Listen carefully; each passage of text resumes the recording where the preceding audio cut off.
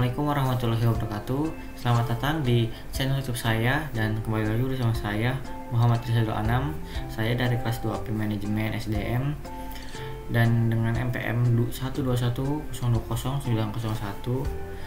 Di video kali ini saya akan kembali membahas mengenai materi-materi dan di video yang kali ini yang akan saya bahas adalah materi mengenai improve kompetensi atau memperbaiki kompetensi. Lalu simak saja videonya. Sebelum memasuki materi inti, alangkah lebih baiknya kita perlu mengetahui tujuan dan sasaran terlebih dahulu. Untuk tujuannya yaitu memahami serta mengetahui apa yang dibahas dalam improve kompetensi. Lalu sasarannya yaitu memahami konsep, komponen, dan lain-lain dalam materi improve kompetensi.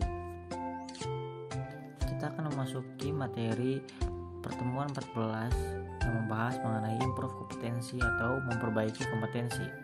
Dimulai dari konsep dan sejarah kompetensi.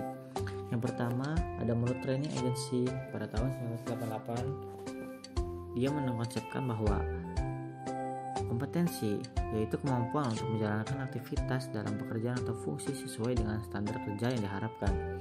Lalu yang kedua ada Lillard Spencer dan Sidney Spencer tahun 1993 mendefinisikan bahwa karakteristik dasar perilaku individu yang berhubungan dengan kriteria acuan efektif dan atau kinerja unggul di dalam pekerjaan atau situasi.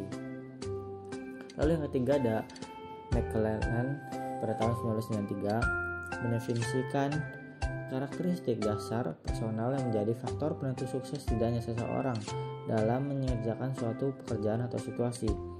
Lalu yang keempat ada Michael Armstrong pada tahun 1994. Ia menjelaskan bahwa apa yang orang bawa pada suatu pekerjaan dalam bentuk tipe dan tingkat perilaku yang berbeda apa yang orang bawa pada suatu pekerjaan dalam bentuk tipe dan tingkat perilaku yang berbeda. Lalu yang kelima yaitu ada praktisi MSDM hanya mendeskripsikan dari karakteristik seseorang mengenai kompetensi. Lalu yang keenam Margaret Dale pada tahun 2003 menjelaskan bahwa kompetensi itu menggambarkan dasar pengetahuan dan standar kinerja yang dipersyaratkan agar berhasil menyelesaikan pekerjaan atau memegang suatu jabatan. Lalu NCVK dalam Margaret Dale pada tahun 2003 hanya menjelaskan bahwa kompetensi yaitu kemampuan untuk menjalankan aktivitas dalam pekerjaan. Dan yang terakhir, yang ke-8, SK Kepala BKN pada tahun 2003. Mereka menjelaskan bahwa kompetensi yaitu kemampuan dan karakteristik yang dimiliki seorang pegawai negeri sipil yang berupa pengetahuan, keterampilan, dan sikap perilaku yang diperlukan dalam tugas jabatannya, sehingga PNS tersebut dapat melakukan tugasnya secara profesional, efektif, dan efisien. Kemudian di sini terdapat komponen-komponen kompetensi. Ada 5 komponen. Yang pertama motivasi. Motivasi itu mengarahkan dan menyeleksi perilaku terhadap tujuan atau kegiatan tertentu. Lalu yang kedua ada traits, yaitu yang berkenaan mengenai karakteristik fisik dan respon konsisten terhadap berbagai situasi atau informasi. Lalu yang ketiga ada self concept, yaitu sikap, nilai, dan citra diri seseorang. Dan yang keempat ada knowledge, yaitu pengetahuan atau informasi seseorang dalam bidang spesifik tertentu. Dan yang terakhir yaitu mengenai skill, kemampuan untuk melaksanakan tugas fisik tertentu atau tugas mental tertentu. Kemudian di slide yang kelima ini ada determinan yang mempengaruhi dan membentuk kompetensi. Terdapat 7 determinan yang mempengaruhi maupun membentuk kompetensi, dimulai dari kepercayaan dan nilai. Di sini dimaksudkan bahwa kepercayaan dan nilai seseorang terhadap sesuatu sangat berpengaruh terhadap sikap dan perilaku seseorang. Yang kedua ada keahlian dan keterampilan. Di sini dijelaskan mengenai keahlian, yaitu aspek keahlian atau aspek keterampilan ini memegang peran penting dalam membentuk kompetensi. Lalu yang ketiga ada pengalaman. Di sini juga pengalaman merupakan elemen penting dalam membentuk penguasaan kompetensi seseorang terhadap tugas. Yang keempat ada karakteristik personal. Karakteristik personal juga menjadi hal yang mempengaruhi dalam pembentukan kompetensi. Karakteristik kepribadian seseorang turut berpengaruh juga terhadap kompetensi seseorang. Lalu yang kelima Yang kelima ada motivasi. Motivasi di sini yaitu motivasi seseorang terhadap sesuatu pekerjaan atau aktivitas akan berpengaruh terhadap hasil yang akan dicapai. Lalu yang keenam ada kapasitas intelektual. Kapasitas intelektual di sini yaitu kapasitas intelektual seseorang akan berpengaruh terhadap penguasaan kompetensi seseorang pula. Dan yang terakhir ada isu emosional. Isu emosional ini menjadi hambatan dan blok emosional sering membatasi penguasaan kompetensi. Kemudian di sini terdapat beberapa tingkat perbaikan kompetensi, mulai dari yang mudah untuk diperbaiki.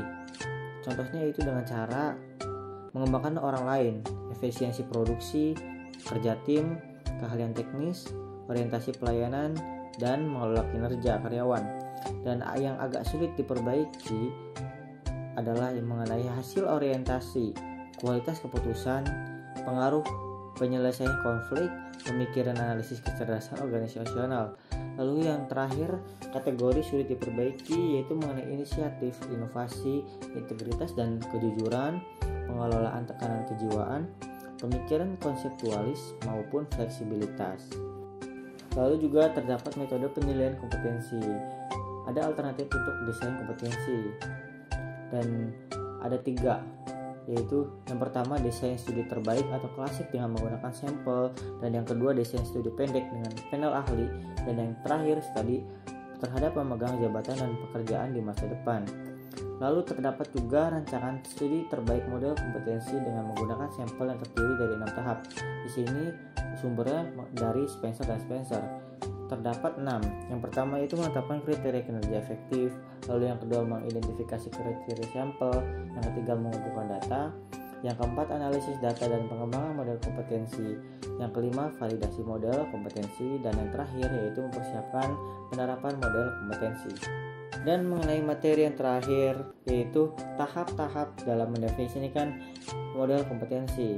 Dan yang pertama yaitu menjelaskan kriteria kinerja, yang kedua mengidentifikasi orang-orang untuk sampel kriteria, yang ketiga itu mengumpulkan data melalui BEI atau metode lain, dan yang keempat menganalisis data dan mengidentifikasi kompetensi, lalu yang kelima mengesahkan model kompetensi, dan yang keenam adalah mendesain aplikasi.